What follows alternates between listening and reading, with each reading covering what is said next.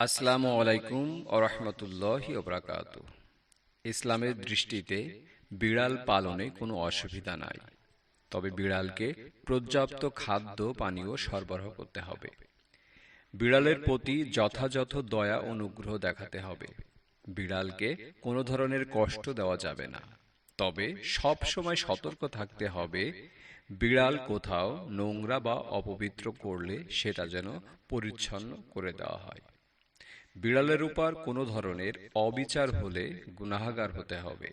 হাদিসে বর্ণিত হয়েছে, এক মহিলাকে একটি বিড়ালের জন্য আযাব দেওয়া হয়েছে, কারণ বিড়ালটিকে আটকে রাখায় সেটি মারা গিয়েছিল, ফলে সে জাহান্নামে গিয়েছে।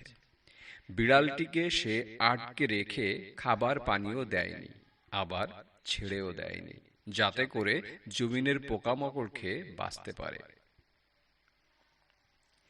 এ হাদিসে ব্যাখ্যায় প্রখ্যাত হাদিস বিশারদ আল্লামা ইবনে হাজার রহমতুল্লাহ বলেন, ইমাম কুরতুবী রহমতুল্লাহ বলেছেন, এ হাদিস থেকে বিড়াল পালা ও বিড়ালকে বেঁধে রাখা জায়েজ বলে প্রমাণিত হয়েছে, যদি তাকে খানা পিনা দেওয়ার ব্যাপারে ত্রুটি না করা হয়।